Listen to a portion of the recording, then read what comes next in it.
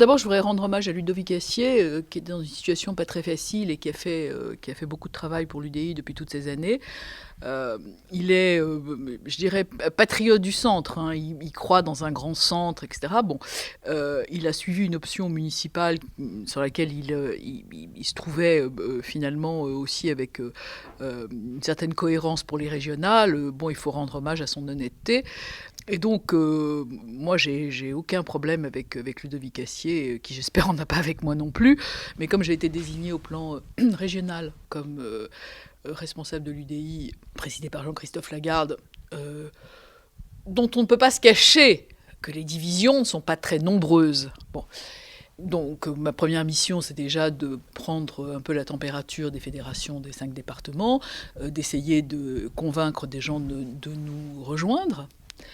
Et puis, la situation politique est quand même très confuse, puisque, notamment aux dernières sénatoriales, il y a quelques semaines, vous aviez des listes comme dans l'Eure, où les LR faisaient campagne avec le ministre Lecornu. Voilà, vous avez d'autres régions où c'était le contraire. Donc, si vous voulez, pour les électeurs et pour les citoyens, moi, je vais avoir une position très claire et je vais faire, j'espère, briller le i de indépendant de l'UDI. Donc, les gens me connaissent. Ils savent qu'en général, je travaille et que je suis très indépendante. Donc c'est sur ce thème de l'indépendance et surtout sur le programme de l'UDI qu'on parlera, puisqu'on vient d'avoir des universités d'été. C'est simple de faire vivre l'UDI dans l'ordre, qui est soit gauche, soit droite, et quand c'est à droite, en général, c'est LR. Ben, si vous voulez, c'est de toute façon faire vivre un parti politique en ce moment, c'est quand même une mission quasi impossible, parce que vous voyez ce qui se passe chez les LR, où c'est déjà la guerre des chefs pour les présidentielles. Le Parti socialiste n'est pas bien en forme. La République en marche est quand même aussi en difficulté. En tous les cas, on le voit lors des derniers scrutins et puis aussi avec la contestation générale que suscite le président et sa politique. Donc, si vous voulez que ce soit à droite ou à gauche, moi j'ai tendance à penser que la sortie se fait au centre. Bah, et plutôt à l'UDI. Alors, je pense pas que ce soit facile, mais je pense qu'il faut faire beaucoup de terrain pour expliquer aux gens ce que nous faisons. Et ce que nous faisons, c'est une vraie politique de régionalisation, c'est aussi une vraie indépendance du mouvement pour ses parlementaires, par exemple, ce qui est quand même très important. C'est un espace de discussion qui est aussi fondamental. Et puis c'est le parti de Jean-Louis Borloo. Tous les gens aujourd'hui qui nous parlent d'écologie, le Grenelle de l'environnement, c'est Jean-Louis Borloo, et Jean-Louis Borloo, c'est l'UDI.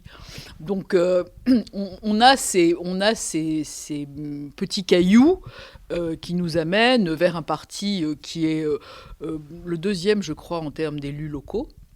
Les municipales ont été tout à fait brillantes pour l'UDI. On a maintenant, dans le groupe au Sénat, on doit être 53 ou 54 sénateurs. On a gagné plusieurs circonscriptions. Au Sénat, tous les centristes sont ensemble. On ne fait pas de différence. Je vais tourner dans le département. Je vais essayer de convaincre des gens qu'on peut travailler dans l'intérêt général au sein d'un parti. Franchement, c'est pas très facile, mais j'en ai quand même très envie parce que de ça, je ne l'ai jamais fait.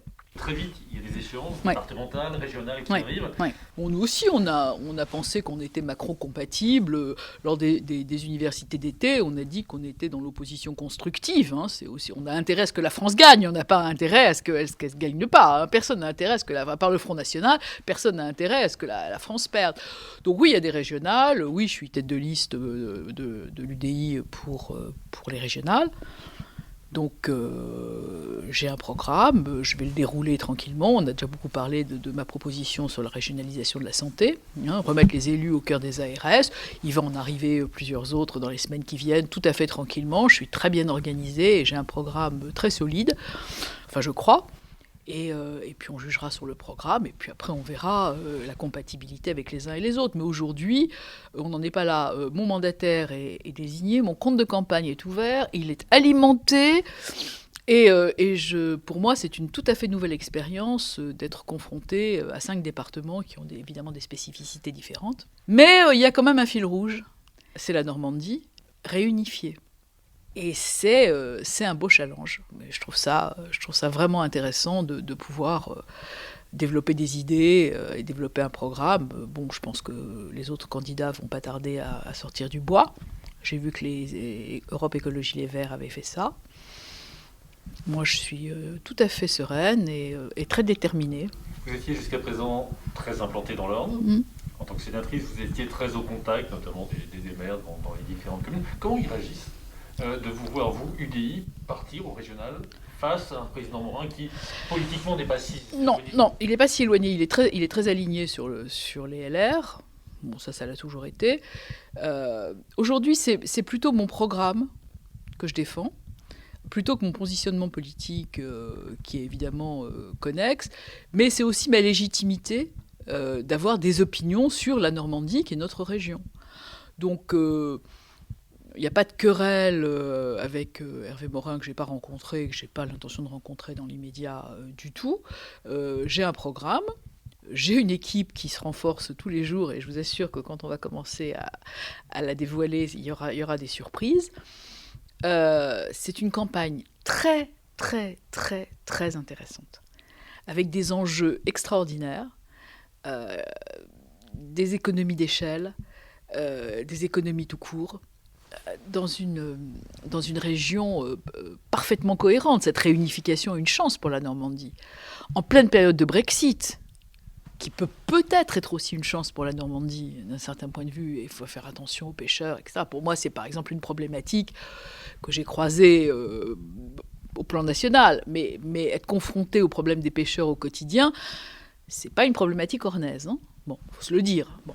Donc c'est très intéressant de pouvoir y travailler et d'apprendre aussi au contact de socioprofessionnels que j'ai pas l'habitude de rencontrer, parce que c'était pas ma destination. Et puis de faire attention à ce qu'on fait, parce que la campagne des régionales de la liste qui a amené M. Morin à la tête de la présidence il y a 6 ans est une campagne à 900 000 euros. Moi, je peux déjà assurer les contribuables que je ne dépenserai pas cet argent-là, parce que la période ne s'y prête pas, et que je vais faire une campagne de qualité, mais low cost. Parce que les deniers publics, il faut les compter, et c'est d'ailleurs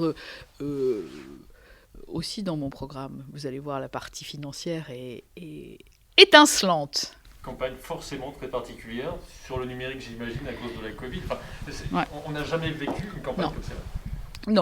Non, et les enjeux sont énormes, et c'est pour ça qu'à mon avis, moi je crois au contact. Alors, je ne crois pas aux grands meetings, je ne crois pas aux choses comme ça. Je pense qu'en allant à la rencontre des gens avec des petites réunions thématiques, etc., on arrivera quand même à faire tache d'huile, enfin j'espère. Et puis on verra, mais on respectera évidemment les conditions sanitaires. Dans l'Orne, l'UDI, on n'a pas vraiment de risque de cluster, puisque je ne pense pas qu'on soit très nombreux. Mais on ne sait jamais. Et pour le reste, jusqu'à maintenant, ça s'est très bien passé. J'ai fait une réunion à Granville qui était absolument passionnante. J'en ai fait une autre dans l'Eure, qui était aussi dans des conditions sanitaires absolument parfaites, et où j'ai aussi eu beaucoup de retours positifs. Donc, je pense qu'avec des réunions thématiques, on verra. Et puis, la première chose qu'il faut espérer, c'est que la situation sanitaire revienne à la normale. Pas pour les élections, mais pour les Français. Et pour notre économie, qui quand même est dans une situation assez difficile.